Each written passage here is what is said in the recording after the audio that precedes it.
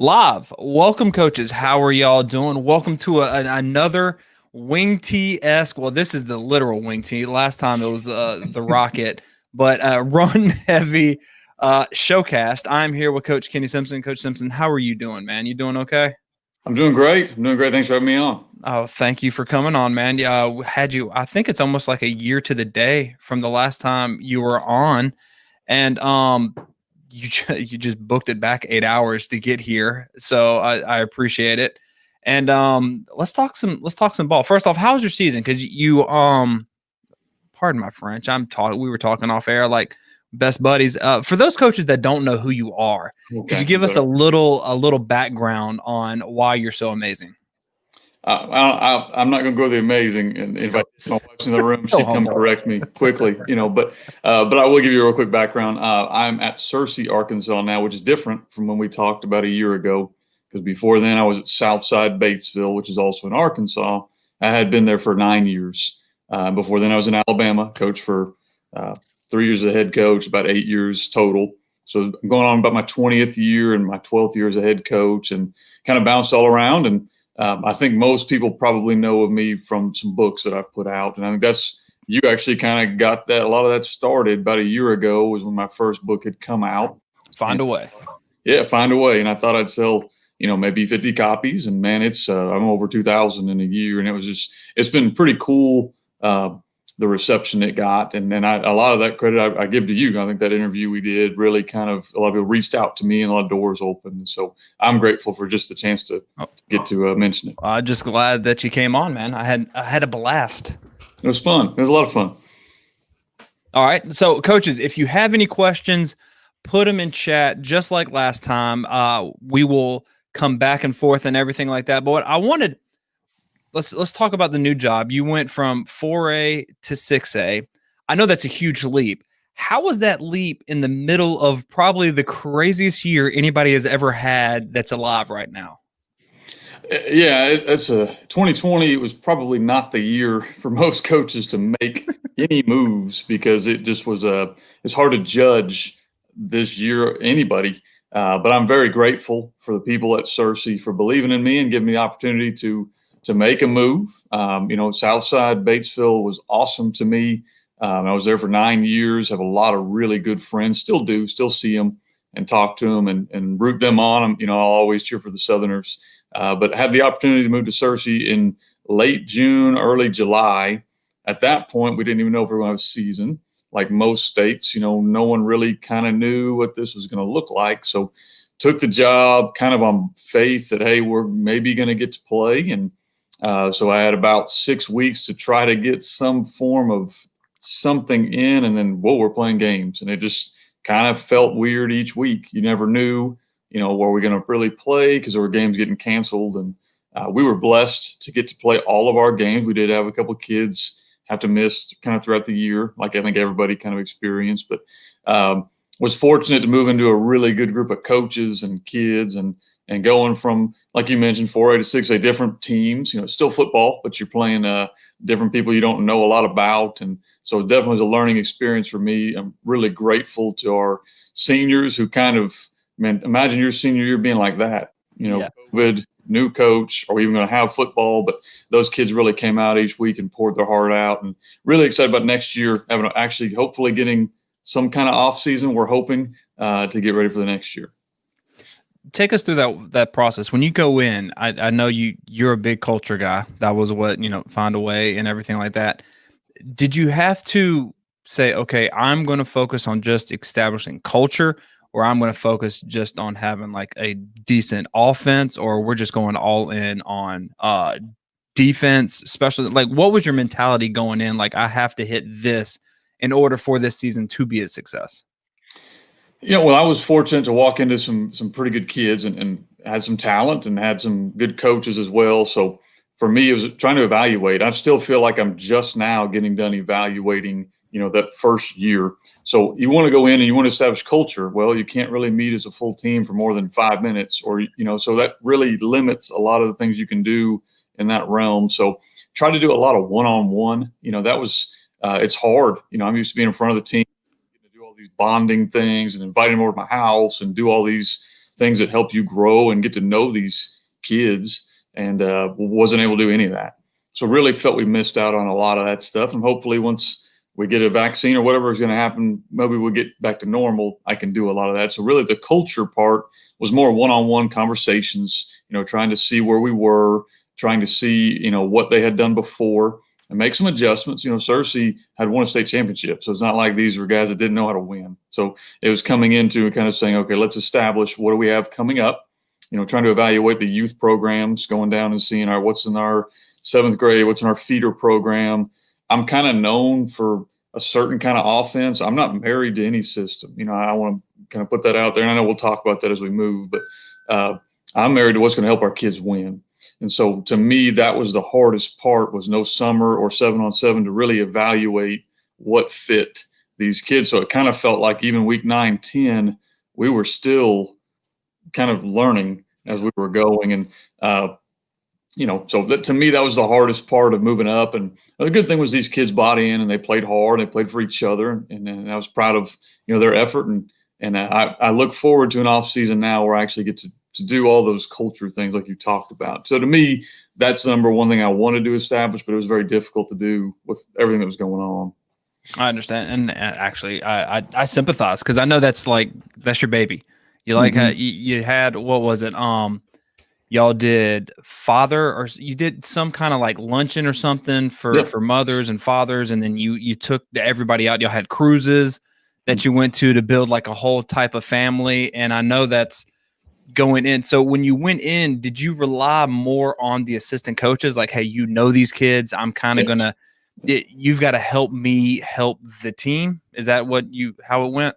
Yeah, you have to, and that's one of the things that, I was very fortunate to walk into. I brought 2 guys. I didn't bring them with me, but I hired 2 guys that I knew a little bit about on the senior high level, and hired one on the junior high level. But I walked into other coaches, and I had done some background research. So it wasn't like I was walking in blindly, but, you're relying on these guys, that have been there, have been through it, who know these kids. These kids don't come to me with their problems yet. I'm hoping I get to that point, but they come to those assistants. And so, one of the big things for me that I had learned at Southside was delegating to those younger guys, allowing them to have those relationships with the kids and kind of work through them, sometimes to get whatever you need to get done. And so I was very, very much reliant, and I'm very blessed to have such good assistants.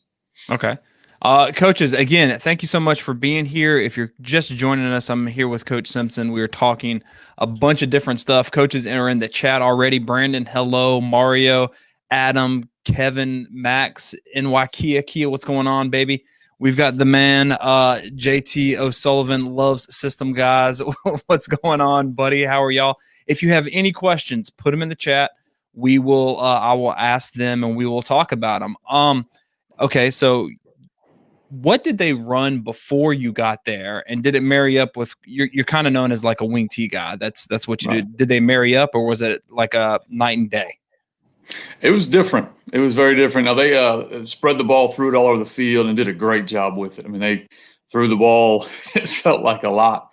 Had really great talent, and matched it with their kids really well. And so, which is not a ton. And it's not like I'm married to running it 100% of the time, but it was different, than what I had come from. And kind of evaluating our kids. We had graduated, off that team, the quarterback and all the receivers. And so you're kind of going, okay, what's coming up now? Where's our strength going to be? How are we going to make what they did work with what I want to do? So it actually was kind of a give and take relationship. I actually kept a lot of their pass game, quick game concepts. I do a lot of twins or trips type things. And so tried to keep that and keep as much of their terminology as we could, which was kind of funny at times. I'd be calling plays the wrong thing, because I'm trying to learn what they had called their quick games. Everyone runs a flavor of outgo. It's just, what do you call that? Yeah. So instead of them having to learn what I called it, I tried to learn, what they called it. And then we sat down with the offensive line guy and went through, all right, what did you used to call these different runs? What would match? What doesn't match? How can we make this system kind of fit? So it's still a lot of what I ran at Southside with different names, and then adding in some concepts that they did that I never thought I'd be a guy who ran inside zone. I just thought If you run wing T, an old coach of me says you can run gap scheme or you can run zone scheme. You can't run both. That's kind of the rule that I've always heard. But, we actually had a lot of success with that this year. And so I was very glad that I allowed them to talk me into keeping that in our playbook. Are you going to expand on that? If you have like a whole year, are you going back to gap schemes and everything like that? We'll marry it with the kids. A lot of it is constant evaluation and having a deeper playbook. As you get to like playing 6A football, I have guys that mostly go one way. So you have more time, to work with these kids, to watch film, to practice, to implement things. And so you're able to do a little more. At Southside, most of our kids went both ways. So you're kind of limited on how much time you have. And so to me, I really enjoyed, we were able to run a couple boot concepts off of inside zone, ran a little bit of read stuff, started running some different things that almost looked like gap scheme. So it was a lot of fun for me to really kind of take a play that everyone runs and let's see if we can flavor this thing up wing T style or run some pin and pull off it or run some insert with the wing back and kind of do some different things off of it. So really enjoyed it. And I do plan on, it's definitely going to stay in the playbook. How much we use it, we'll see. All right. Did you have to do the same thing defensively, or did they run what you like to run defensively? They were 3-4, and I was able to retain the defensive coordinator, who I felt was an extremely strong defensive coordinator. He just come off with, they just won a state championship, so the guy knows what he's doing. He's been a defensive coordinator for probably 15 years. He runs a 3-4, which is what I wanted to run. We had to have some conversations about style of play. He had been a heavy man-to-man team, and I'm just not a huge fan of that. And so we did run some, but not as much as probably they had run.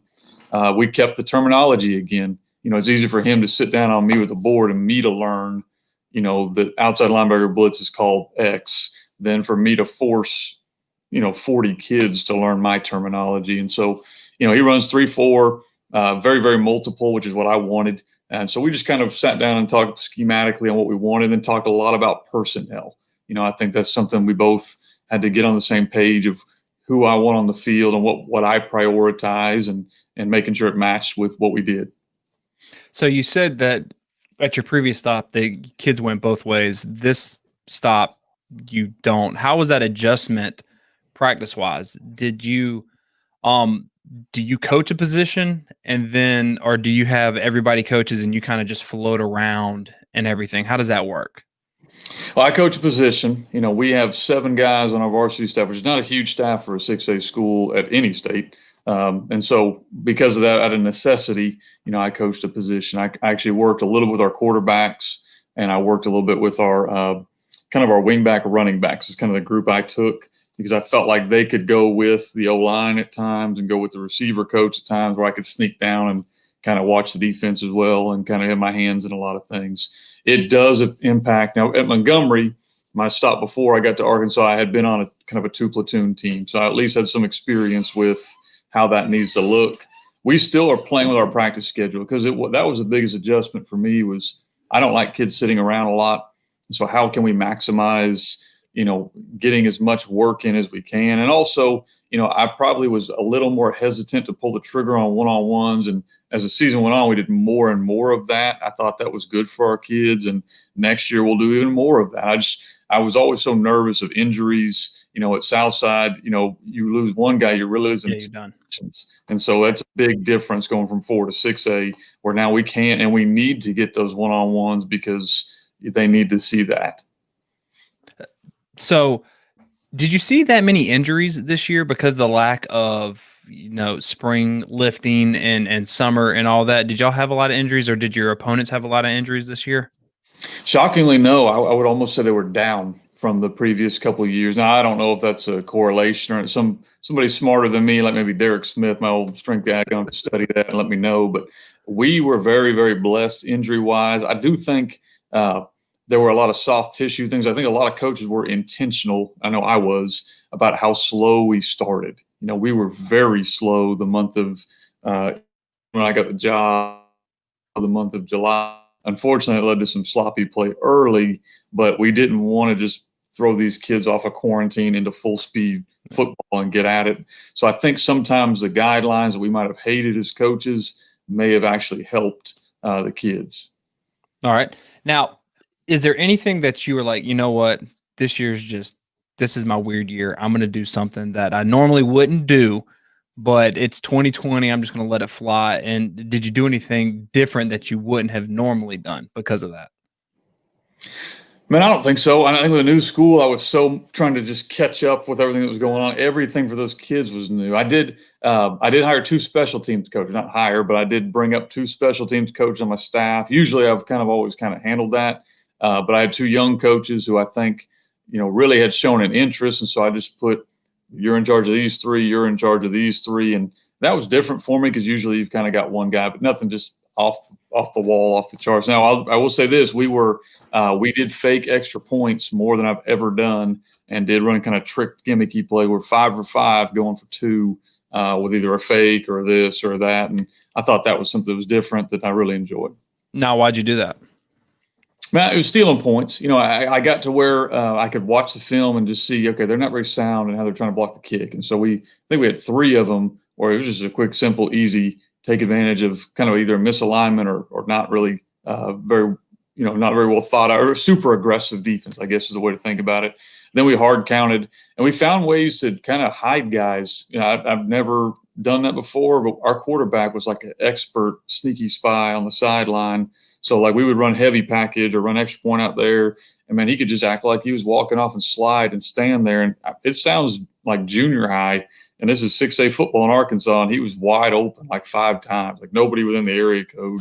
I don't know if it was because they're trying to match personnel packages at that level and they just lose them, or what it was, but it really was something we kind of enjoyed. We started making a game of it and seeing how many times we could get away with it, and it kept working. Is that something you're going to expand on next year, or was that just a this year thing? We'll see. The film's out now, so my bet is there were after we did it about 3 or 4 times, you would see teams like they would like double cover them. So I don't know if you can keep doing that, but I do think that I really enjoy having some wrinkles. And this year I didn't have time to put a lot in our base offense, so that was kind of a way we made up for it. I think next year you'll see more of here's some wrinkles from our base stuff. We were so. I don't want to say vanilla, but we were way more vanilla than I would have liked to have been because we're trying to get our base stuff put in. Now, what's vanilla for you? What is that? Well, to me, like we're going to run buck, or we're going to run a bunch of different ways, and we were able to do that, but there are a lot of wrinkles you can run off buck play action where we were only able to run maybe one or two flavors of that, or maybe formation wise, I like to get into a lot of different formations to confuse people and shift and move and do that. And so we were limited in that. As far as pass game, we just said, hey, let's pick 3 quick game concepts, just get good at those 3. And I think there's value in that. Don't get me wrong, but I think that having those wrinkles that you put in, like a lot of times you run flood a certain way. Well, now our wrinkle to take advantage of it is switching our routes, or we're going to bunch them up. And so I didn't have time to get all that in like you would like to. What 3 quick game concepts did you decide just to go all in on? Well, we went slot fade. The slot fade was big for them. We went out go. Out go's an easy one for them. And then I would say probably the next one we went would be the smash concept, the hitch corner. Was that all of the stuff that they were good at from last year that you're like, I'm just going to keep? Or is that your favorite quick game and you're like, you're going to do what I want to do? Now, smash is mine, but we ran a lot more of what slot fade, which is what they ran. And it just depended on the coverage we got. And then they were really good at outgo. I mean, it's just simple. I think everyone that has run spread can run outgo. Okay. Well, we have our first question from Kevin. I'm a slot T guy, and we run a traditional spread offense. I like our running backs coming up and want to implement a hybrid of 2, and the shotgun wing T is very close. Question is, and don't you ever apologize for a long question there, Kevin. Do you marry with a particular system or install based on your Jimmies and Joes? I would say as an older coach, you better do it with your players, first of all. I think you need to have a system of what you have built in. For me, we're going to make sure we match it with what our guys can do. And that's what I spent all year this year trying to figure out is what can our guys do. And so for us, we started off running the traditional kind of gun tee, what people know me for. As the year went on, we got into a lot of tight end trips. We got into a lot of 2-back, like straight up 2-back, because that's what my personnel dictated. Now, the good thing was if your system is sound, then you can run the same plays out of multiple formations. So you're really still running your system. You're just highlighting the parts of it that fit your kids. And that was something that for me was a huge kind of learning curve this year, and hopefully next year we'll take to the next level with going personnel packages and all that. But you still want to keep your system. You don't want to just randomly start drawing plays up. I hope that answered kind of what he was looking for. What was the biggest surprise you had this year as you were coaching? Something that normally doesn't come up, but it came up during the COVID.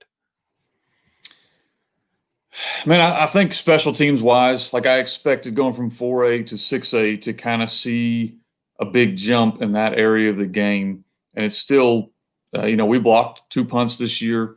We were able to, like I mentioned, get several 2-point conversions. We were, I think at the first 5 games, we recovered 3 or 4 kickoffs. And so that part translated. I didn't know how that would translate. I thought maybe this is just something at 4A, it's undercoached. And I said, no, this stuff kind of works. Coaching up your special teams was big for us. And we went on like a 4-game winning streak. And in those 4 games, we recovered an onside kick or we blocked a punt. And I think that was a huge part of it. Do you think it was a huge part because you hired those 2 guys? Or just that you put like a special emphasis on special teams because you saw a weakness? I think both. Having 2 guys that are gung-ho about it and kind of, hey, look, here's my philosophy. I want to be aggressive here. What do you see?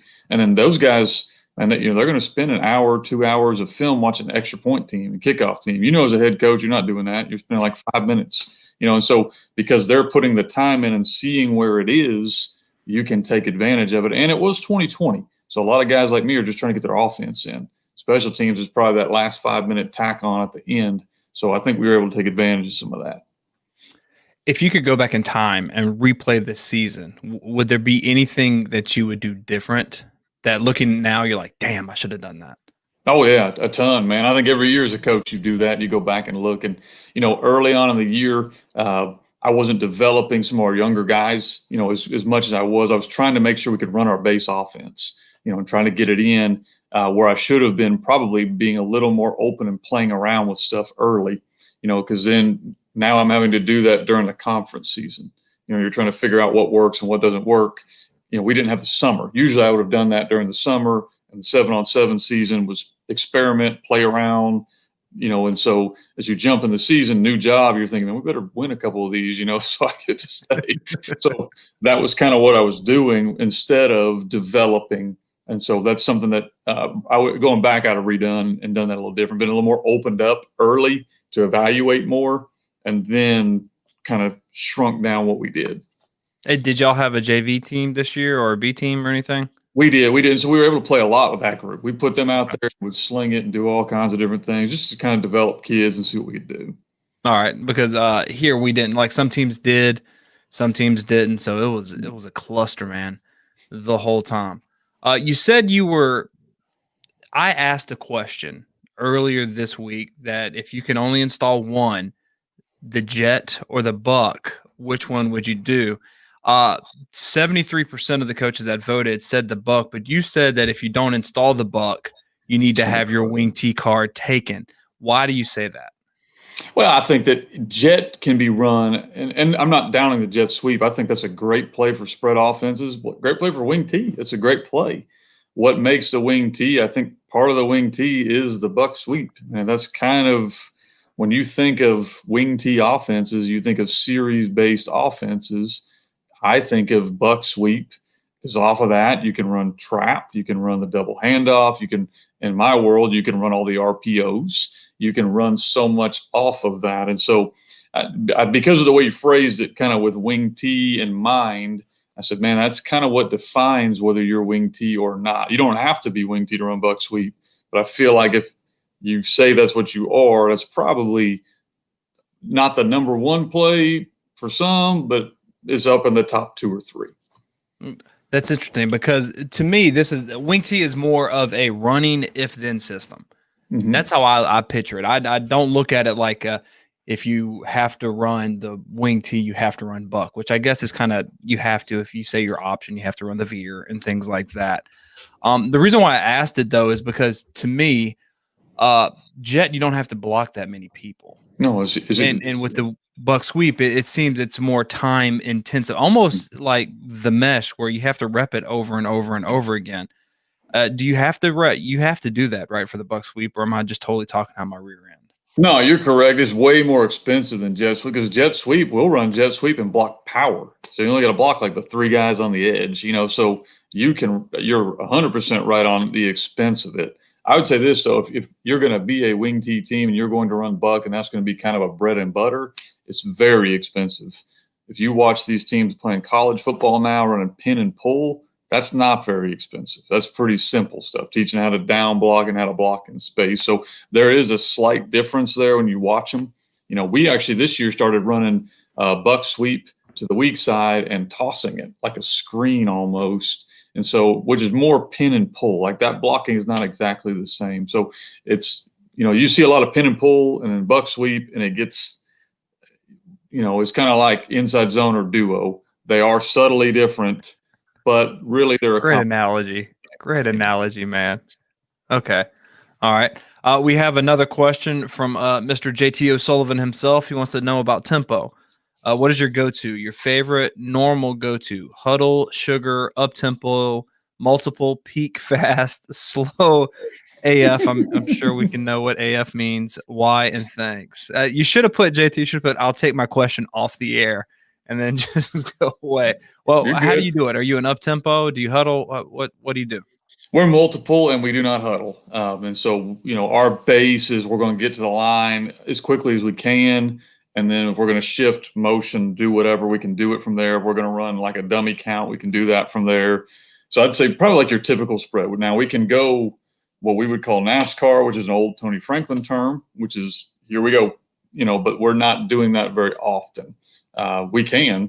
And then our slow one, our 4-minute offense, we still won't huddle, but a lot of times I'll get in that and I'll shift and trade and move and kind of go from there. So we really feel like we have 3 tempos. We have kind of our base normal tempo, we have a hurry up tempo, and then we have a real slow down. I don't sugar huddle, although I'm not opposed to it. I think it's really, really good in the wing T because teams are identifying your strength.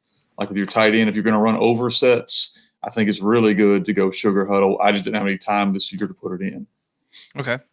Good answer and good question. We got another one. What do you have your junior high program installed to prepare them for high school? Usually it's whatever the quarterback can handle. And I know it's kind of vague, so let me kind of explain.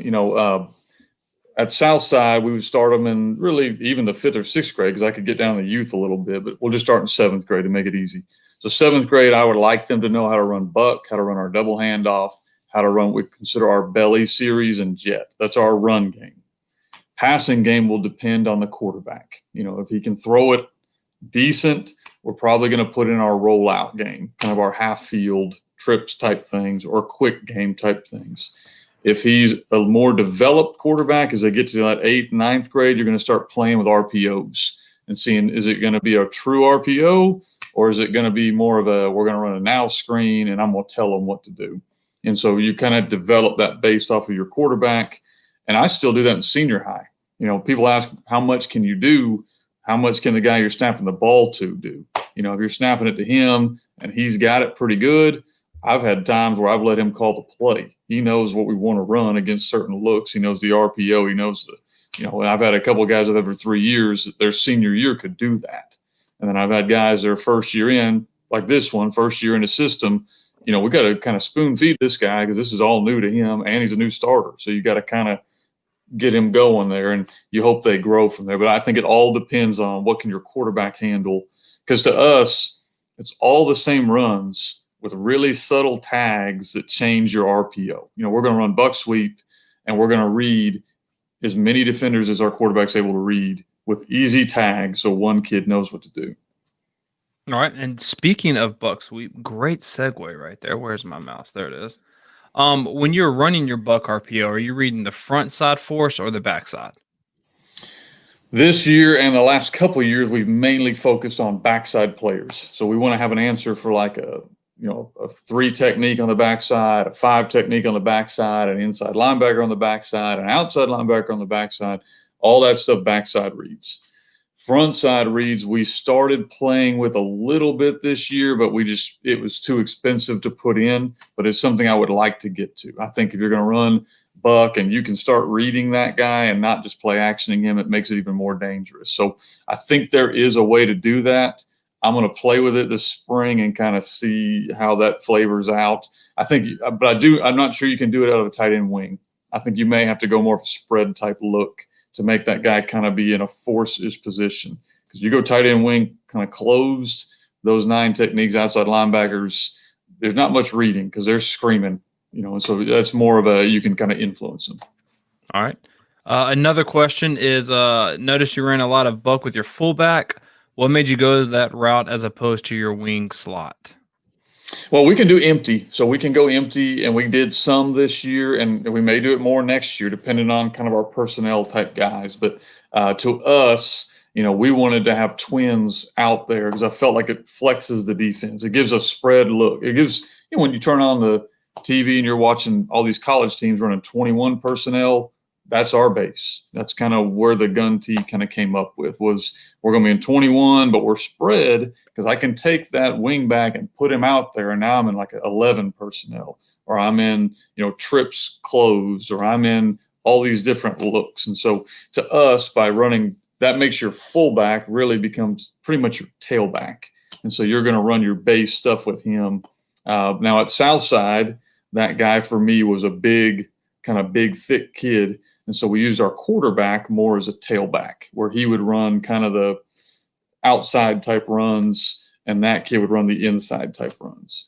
All right. And speaking of the gun tee, what makes your offense like what's your stamp on it? I think that if then you hit it, to me, I want answers for every play we run. I want to, and that to me was the beauty of what drew me as kind of a spread guy into this world was, okay, they have they have a counter at every play. They have an inside run to every play. They have a play action strong and weak to every play. And then I said, okay, now how can we take that into the spread world with RPOs and now do the same run? And instead of just play actioning, let's read every defender we can read on the field. Who's physically possible for us to read? What kind of tag words can we do? And I got that a lot from my basketball background. I used to coach basketball a long time ago. And so kind of the same idea of a fluid game. I wanted to run wing tee based runs, which is power football, hard nosed football with misdirection, but also be able to be fluid enough to say, hey, I tell you what's a word we can say for don't block that guy? We're going to read him instead. And I think that's kind of where football's going. Any level you watch, any offense you watch, it's moving that way. It just was a different way I wanted to look at the game. Okay. We got another question right here. Is buck RPO effective in a pistol set or offset? Ron, you might be honest better than me because I've not been a huge pistol buck. I think if you're running buck out of the pistol, it's really going to be hard because you're going to turn your back. And so we've gone offset because it keeps my quarterback square. So now he can snap the ball and he's square. It's kind of like running inside zone or outside zone. What's a better RPO? They're both good, but you have more vision if you're running outside zone or buck and he's crossing your face. It's kind of our thoughts. Now, what did you think? Yeah, I completely agree. I don't know how you can do that at a pistol. Yeah, like he has to run here and then run across your face, and that just seems like there's too much to do. Now, talking about the shotgun wing tee, Coach has a couple of courses. I'm going to drop that in the chat right there. Some really good stuff if you want to check it out.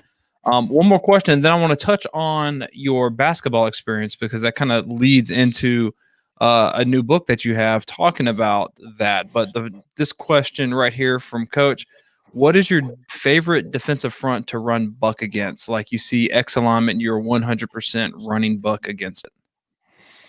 I mean, I can't give you too many. Now, I'll tell you, I think most wing tee guys would say, here's the general thing you look for if we're going to run buck or we're going to run belly.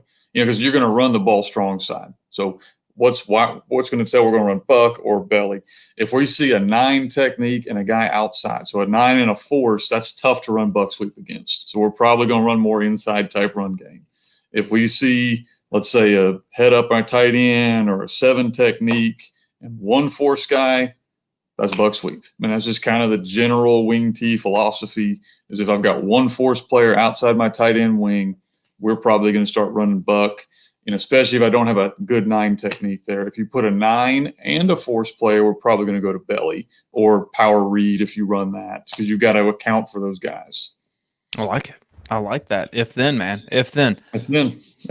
Basketball. How your new book? It's coaching like you're playing basketball, right? I know you got it. You always got one. Oh, yeah. Let's go ahead and see I've it. got all my books here. Yeah. Let me see if I can get it there. Right there. Coaching football like a basketball coach.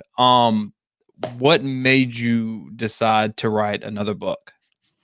Well, COVID and quarantine wrote a lot of things, because people kept saying, man, how'd you write a book during the season? And I didn't, there's no way I could have wrote a book because I was trying to play catch up. That was done probably during April, May, and June when I was sitting at home, not able to do anything. And so, but I like I mentioned earlier, I coached basketball for a while. I almost went that route. A little interesting side bit of history. I have a state championship as an assistant in basketball. I have one in weightlifting. I have yet to get one in football. So we're going to have to make that work that way. So so I've got some experience on that end, being around some good basketball programs in Madison Academy. And I played basketball. My children play basketball. So my daughter is a 9th grader now. It's I'll get to the story here quickly. So she's playing basketball and she comes home and, hey, Dad, will you help me work on our plays? And I said, what plays are you talking about? Because I watched them play. They're running a motion offense. She said, no, our play. And I don't know what she called it. And I said, well, it's not a play. She goes, no, I throw it and then I go screen the block. I said, you what now? She said, I screen the block. So you don't screen a spot. You screen a person. And so we got into this conversation about concepts, not plays. And that's really kind of where the book started was, we teach our football kids the same thing. And we tell them, hey, we're going to run 32 trap.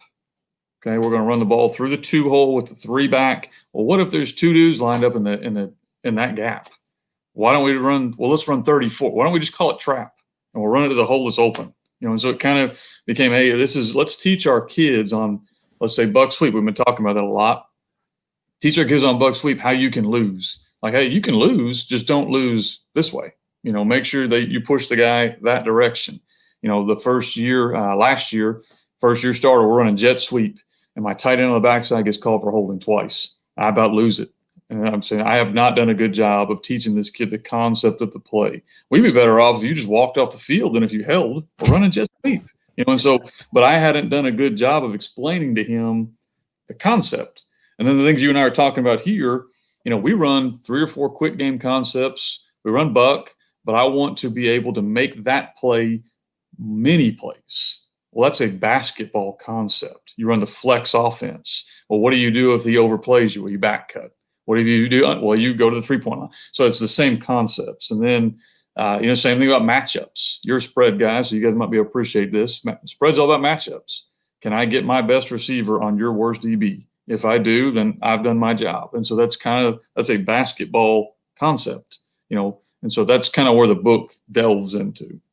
I love it because my dad's a basketball coach, and I coached basketball for 6 years, played in it my entire life. So I do see it like matchup zone. That's you got both of them. The Rip Liz and the cover 4 match quarters. That's just matchup zone right there. If you go and everything like that, I love it. JT, what an ass. He wants to know, what is the corner 3 of football? Corner 3. So, like the analytics, they all say, hey, the best shot to take in basketball is that corner 3. That's like what it is. What is the corner 3 of football? For me, it's 3rd and 1 play action. 3rd and 1 play action, because I'm going to go for it on 4th and 1. I don't know about you. Maybe it's 2nd one for you, but that's your shot right there. Everyone's jacked up. They're bringing the house. We're going to go ahead and we're going to take a shot probably on 3rd and 1 or 2nd. I think that's a corner 3 to me. Or if you're a spread guy, probably running rub on the goal line or pick play on the goal line. That's it. Yeah. If we're talking about analytics now, the one I kind of like is if you throw it, let's say you throw it on 1st and 10 and it's incomplete, I think like the probability of you running it is like over 90% when it's 2nd and 10. I just love that, because when I said that, I was like, oh man, it's almost automatic now. If I pass on first down and it's not there, second down, I'm throwing it again. Just to throw Just prove them everything. wrong. Yeah. All right. So what I'm doing is I am going to drop your Amazon link in the chat because it's really good. I love it. What's something else that like you attach it? Like, can you talk about the Sure. table of contents? Because I know that's what we did the Yeah. last time. Yeah, let me pull it up here so I can get to it. Let me see. Okay, so I put think like a basketball coach, and that's talking about concepts. I talk about offensive, and I kind of go through. I just picked 2 plays. I didn't want to make it about my offense. I wanted to apply to whatever you're running, but I picked buck sweep. You know, how can we make this one play mini? And I picked snag, which I think everyone runs a version of snag. Yeah. How do you make this multiple? Then I do it on defense. You know, how are we going to, you know, I'm a big guy on, hey, we're going to call a blitz. How much can we get from that? So like if we're going to, I picked one of the blitzes we ran and okay, if we changed one letter, it's a different guy, but it's the same blitz. It's a different guy, but it's the same blitz. So, you know, kind of the same concept there. But adapt to your opponent. You know, I think a lot of times as football coaches, one of the things that used to drive me insane was I would go in, talk to our defensive guys, say, hey, look, this guy's like a D1, whatever, make sure we have 2 guys on him. We can't do that. That's not in our system. So, well, then your system sucks. Get a new system because that guy we got to stop. You know, I call it like watching film like a fan. You know, don't get beat because your system says your inside linebacker has number 3. That's a stupid system if number 3 runs a 4-4 and your inside linebacker runs a 5-2. You know, so you need to have answers to your opponent. Same thing on offense. Then I put attack a person. I'm a big Steph Curry fan. I'm sure he's not going to be watching this, but if he was, that'd be awesome. It'd be great. So in the finals about 2 years ago, you notice like it was LeBron playing for the Cavs. We're doing everything they could to get him matched up on LeBron. Like they were screening him all over the floor to get the matchup they wanted.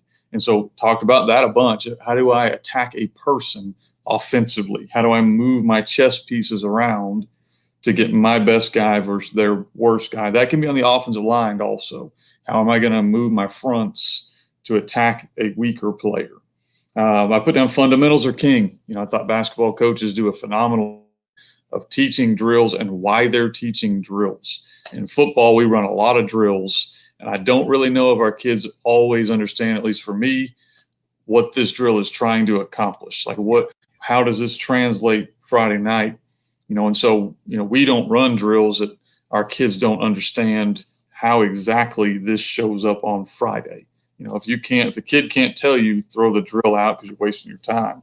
Completely agree. Understand the why, and then I put relationships, and that could be any coach, but basketball coaches kind of have a unique way of having such strong relationships with their kids. That football coaches, is not that we don't have that, it's just harder because we have 65 or 75, or I coach the receivers and I don't even know who the D linemen are, you know, and so it's just a harder challenge for us on that. And I try to each chapter to always quote a pretty famous basketball coach and kind of go from there and translate that to football. So it was a lot of fun to write. I hope it makes sense when people read it.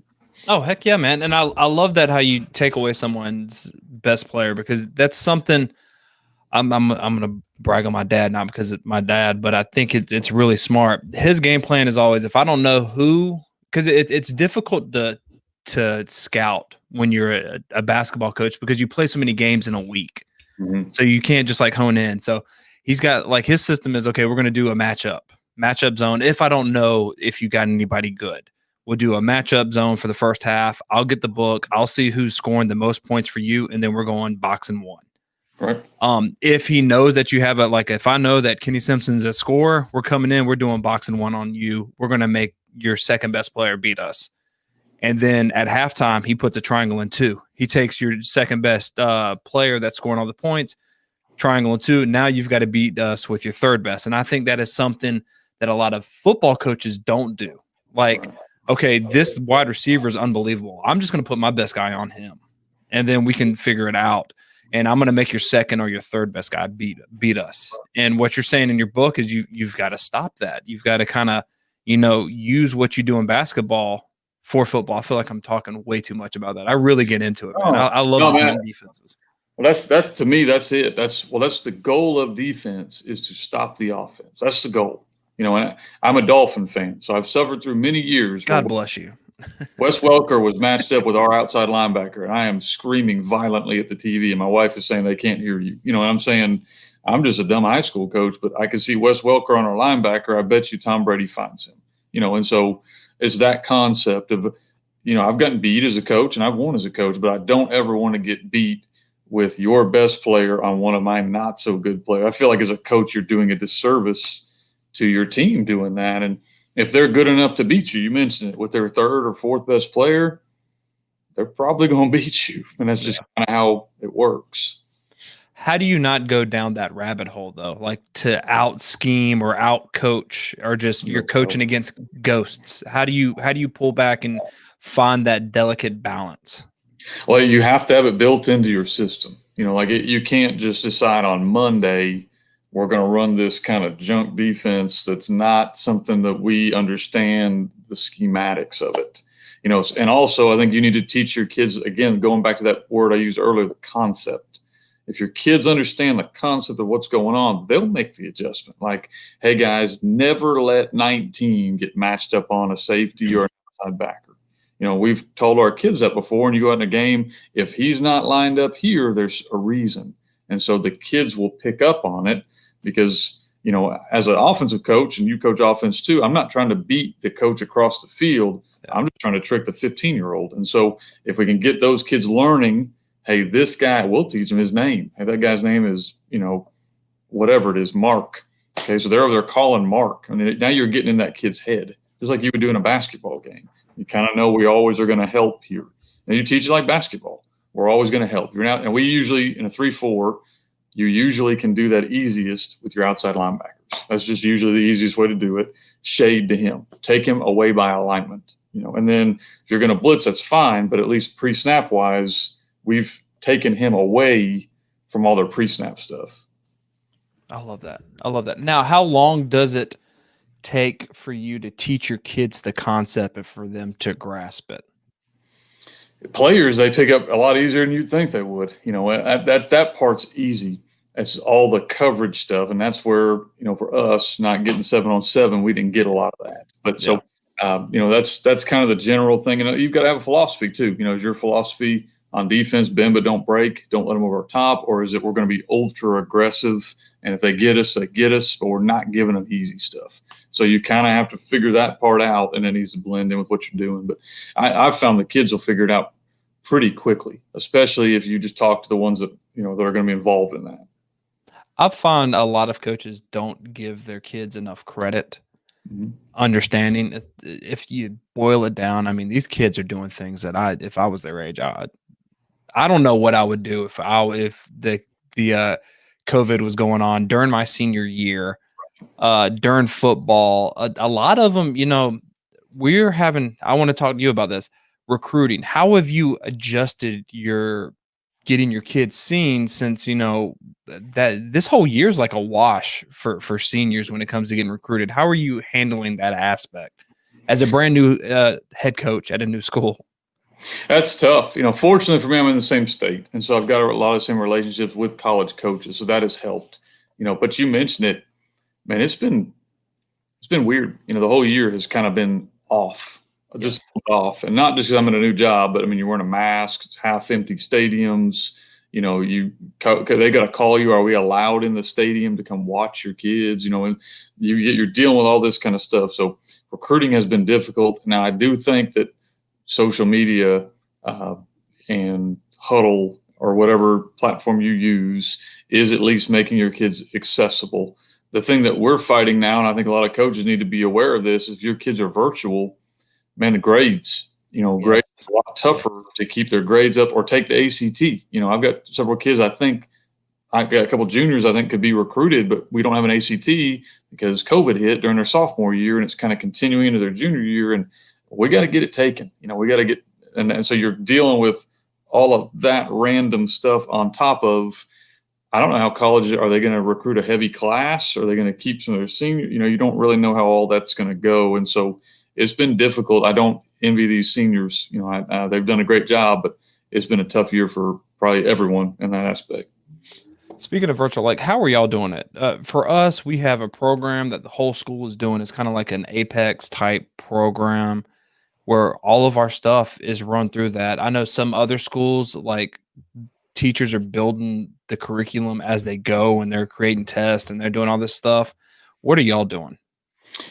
Pretty much that. Now, our kids have the option; they can choose to be virtual or in person, and so they have the option early on, and so which I think is a good deal. I mean, I think there's some people that are more hesitant to come to school than others are, and then you have some that uh, don't want to get quarantined for a lot of times for athletic reasons or the band or whatever reason it might be, and so uh, it's very difficult on the teachers. We're blessed at Cersei to have a really good administration that is trying to help them. But so a lot of things done through Google. So you have Google Classroom. So a lot of it's done in person or there. But it has made it difficult as a team because you don't see those kids during the day. We had about probably 80 to 90% of our kids at one point were virtual, and so which meant I'm at school, but I don't see them until they come up for seventh period, and then you got to do the temperature check and all the other stuff you got to do, and then that's when you find out that so and so's not there because of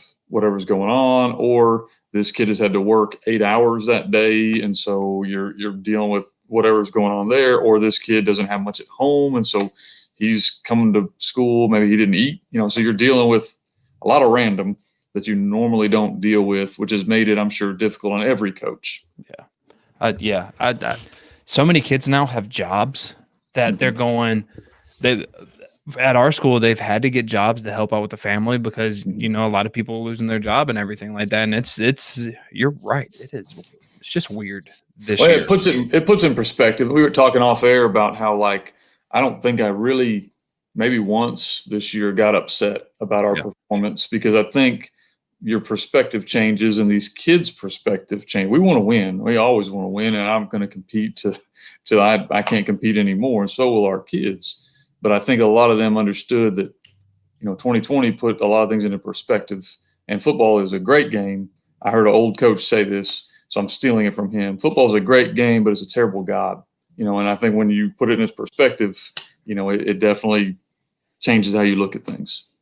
I agree. And to me, I've always said that football is a game that should distract from real life, and this season I've gone all in. I'm like, we just get to play.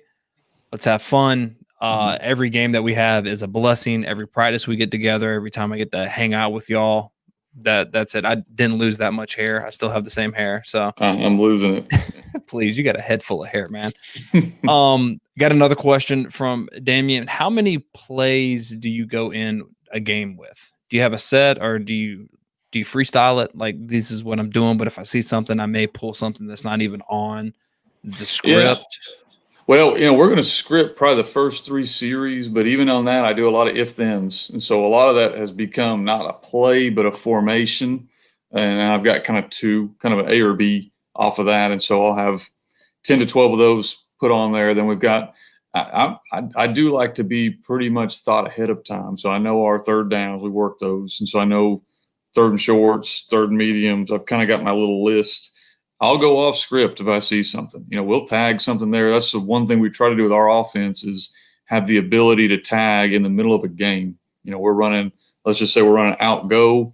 Well, they're overplaying the out for whatever reason, and we're going to run a jerk. So we're going to run a go, and then this guy's going to run the jerk instead of the out. So you can just tag it, right then. Or for us, we're going to run buck, and then we're going to tag the B or the Y to run what we call a pop route, which means his man's coming up, so we're going to play action and then right there. And so to us, if I said actually how many plays we have, it would be a low number. But when you start adding in formations, motions, that kind of stuff, it gets up a little higher. Okay. Great answer, man. Shane wants to know, let me know if there are any more platforms. I have 3 D1 receivers, 2 are transfers from another school that were run heavy. Besides Huddle, is there anything else to you, Coach Simpson and McKie? I'd say Twitter. Like it's really amazing. There's some program out in Arizona that's starting to do. I don't know what it is. I'll reach out, Coach, and figure that out. That's trying to help with it. Is there any secrets you have that get your players out social media wise or anything like that? Or you just have I those think social connections? media relationships, I get asked a bunch by coaches, and obviously their film is what they're going to want the most of. There's a lot of those. I tell our players, if you're going to go to a senior day camp, which I know those kind of got limited this year, those are great. But if somebody asks you for money, tell them no, because that's all they're Yes. looking for. That's the one thing I would warn against is don't go pay some service $9,000, to do something that you can do. And a lot of all they're going to do is call coaches. But really, you know, there's not an exact science on there. It's just like getting a job. It's who you know. So the more coaches you, as a high school coach, try to reach out and network with, it's going to help your players. Yeah. Yeah. And if they really are, I know this kind of seems harsh. If they really are D1, trust me, the colleges will find them because they want those types of kids. Coach, I wanted changing jobs. You kind of lost. You had a YouTube channel that was Oh, yeah. popping off, and you you did it with your old username. So now you have to do this one. So coaches, if you want to follow his stuff, he's putting all of the stuff on and everything. Here's his YouTube is in the chat. What give us a little quick rundown. What is your YouTube about? Like what is it? Well, I'm going to try to make it about, the stuff that I run. So a lot of times we'll talk about wing tee-ish type things. So I just did a situational football week. I try to do week themes. So I'll do 5-minute video. We did the situations. So I did third downs, red zone, just kind of went through situations of the game. Next week's about practice organization. So I'll do just things that we try to do in our program to help organize practice. Some will be schemes, some will be more overview type deals, but try to put something out usually about 4 or 5 a week. I'm not at the level of the guru here with it. I know. I don't know how to do what JT does with his try system.